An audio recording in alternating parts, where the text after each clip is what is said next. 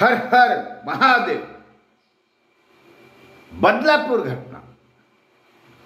बदलापूर घटना जी घडली त्याची टीव्ही मीडियावर खूप मोठी चर्चा सुरू आहे, आंदोलन सुरू आहे, रस्ता रोको सुरू आहे आणि रेल्वे रोको पण सुरू आहे। त्यामध्ये आज तक न्यूज चॅनलने काही कारण सांगितली होती की लवकर न्याय का मिळत नाही। जसं त्यांनी उल्लेख केला होता, दिल्लीमध्ये निर्भया कांड झालं, त्याच्या लोकांना किती वर्ष लागली शिक्षा होण्यासाठी। काही उदाहरणं दिले त्यांनी की 32 वर्ष वाट पाहावी लागली। आता गुड गव्हर्नन्स या सदराखाली आपण आम समाजाला आठवण करून देतो की छत्रपती शिवाजी महाराजांनी वयाच्या 16व्या वर्षी स्वराज्याची शपथ घेतली आणि प्रथमतः त्यांना महिलेवर अत्याचाराची घटना घडली, ती रांजाच्या पाटलाला हातपाय तोडण्याची शिक्षा त्वरित दिली। त्यामुळे आताचा गुड गव्हर्नन्स नाही, डिले इनजस्टिस हा जो विषय आहे तो इंग्रजाचा आहे, छत्रपतीचा नाही। छत्रपती शिवाजी महाराजांनी जी न्यायनीती अवलंबी होती तिचा अवलंब का होत नाही? कारण फक्त एका सदराखाली की या सिस्टममध्ये गेल्यानंतर निर्दोष माणसाला शिक्षा होणार नाही, कारण 100 आरोपी सुटले तरी चालेल, परंतु एका निर्दोष माणसाला शिक्षा होऊ नये याच्यामुळे 100 आरोपी सुटतात।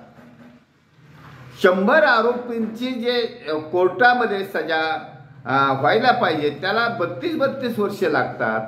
मग हे गुड गव्हर्नन्स कसं होईल? उलट पोलीस आणि शासन, लोकप्रतिनिधी आंदोलन आटोक्यात आणण्यासाठी जे प्रयत्न करतात, आरोपीला समाजाच्या ताब्यात न देता आरोपीला सुरक्षित ठेवण्याचं काम करतात। मग आरोपीला सहाय्य करणारा सुद्धा आरोपी असतो, हा प्रिन्सिपल पुढे गेला। उलट सैनिक समाज पार्टीचं विचारधारा असं सांगते की आरोपीला सहाय्य करणारे, मग ते पोलीस असो किंवा लोकप्रतिनिधी असो, आमदार खासदार असो, त्यांना सहाय्य करणारे आणि आंदोलन थांबवणारे, आंदोलनाला शांत करणारा सुद्धा सहआरोपी केलं पाहिजे, तर छत्रपती शिवाजी महाराजांच्या गुड गव्हर्नन्सची अवलंब होऊ शकतो। आता हे सरकारने करावा असं सैनिक समाज पार्टीचं म्हणणं नाही, परंतु सैनिक समाज पार्टीचा निरोप आहे, आंदोलनकर्त्याला निरोप आहे।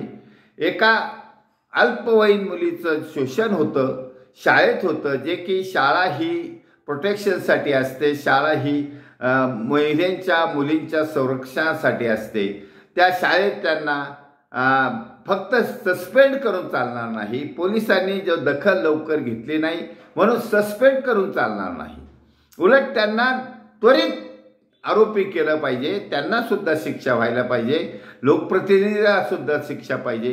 ही गुड गव्हर्नन्सची व्याख्या आहे। 100 आरोपी का सुटायचे? कारण तुमची प्रोसिजर लेंथी आहे, साक्षी पुरावा आहे, तपास आहे, तपासामध्येच आरोपी सुटून जातात। तपास यंत्रणाच ही, आता काल एका टीव्ही चॅनलने सांगितलं, याच्यामध्ये दोष काय होतो की लवकर केस दाखल का होत नाही?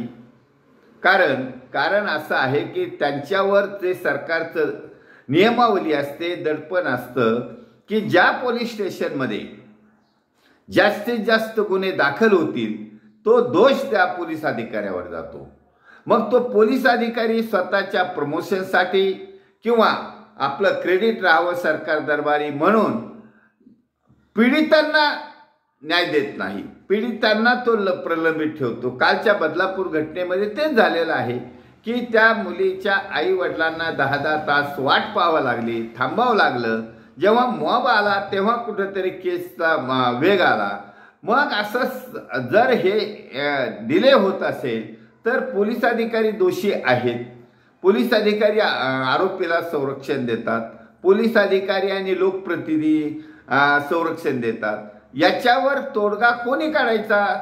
तर ते आम समाजाने काढायचा. आम समाजातला नागरिक काल आंदोलनकर्ते चिडले होते. ते फक्त फाशी फाशी फाशी अशा घोषणा देत होते, पण फाशी देणारी यंत्रणा नाही आहे. आणि हा जो सर्व चालू आहे, गव्हर्नमेंटकडून चालू आहे, पोलिसाकडून चालू आहे, केवळ शांत करण्यासाठी चालू आहे. आज शांत झाले म्हणजे उद्या आणखी शांत होतील आणि नंतर आरोपी हा मुक्त होईल, सुटन, कोर्टात जाईल, त्याला पुरावा नाही म्हणून तो जामिनावरही जाईल. अशा घटना छत्रपती शिवाजी महाराजांच्या राज्यामध्ये सहन केल्या जात नव्हत्या. कारण नुसतं राज्याच्या पाटलाला शिक्षा दिली असं नव्हे, तर छत्रपती संभाजीराजांनी त्याच्या दरबारात काम करणारे गद्दार जसे की अनाजी पंत वगैरे यांना सुद्धा त्याने कडेलोट केला होता, हत्तीच्या पायाखाली दिलं होतं. त्यामुळे त्याला म्हणतात गुड गव्हर्नन्स. ह्याला गुड गव्हर्नन्स नाही. आणि म्हणून आम्ही सैनिक समाज पार्टी आणि तिसरी आघाडी वारंवार म्हणतो की सैनिक समाज पार्टी ही छत्रपती शिवाजी महाराजाच्या रयतेच्या राज्याची पुनरावृत्ती करण्यासाठी आलेली आहे. आणि या छत्रपती शिवाजी महाराजाच्या पुनरावृत्ती करण्याच्या घोषणेला आणि आंदोलनाला, बौद्धिक आंदोलनाला आम समाजातील नागरिकांचा पाठिंबा आहे, जबरदस्त पाठिंबा आहे. कारण युग बदललेलं आहे. लोकांनी चालवलेलं सरकार पाहिजे असेल तर लोकांचं सरकार, आम समाजाचं सरकार आणि आंदोलनकाराचं सरकार पाहिजे, जेणेकरून त्यांचा राग शांत होणार नाही. कारण ती सिस्टम जर छत्रपतीच्या काळातील आणली तर आरोपीला त्वरित शिक्षा होऊ शकते. आरोपीला प्रोटेक्शन देणारे असतील त्यांना पण आरोपी केल्या जाऊ शकतं. त्यासाठी ह्या गुड गव्हर्नन्स शब्दाचा व्याख्या ही आम समाजाला कळवण्यासाठी महाराष्ट्रातील तमाम जनतेने या विषयावर लक्ष द्यावं. आणि सैनिक समाज पार्टीचं सरकार म्हणजे छत्रपतीचं सरकार येणार आहे, त्याच्यासाठी सर्व समाजाने साथ द्यावी ही नम्र विनंती. भारत वर्ष की जय, छत्रपती शिवाजी महाराज की जय. सैनिक समाज पार्टीचा विजय असो.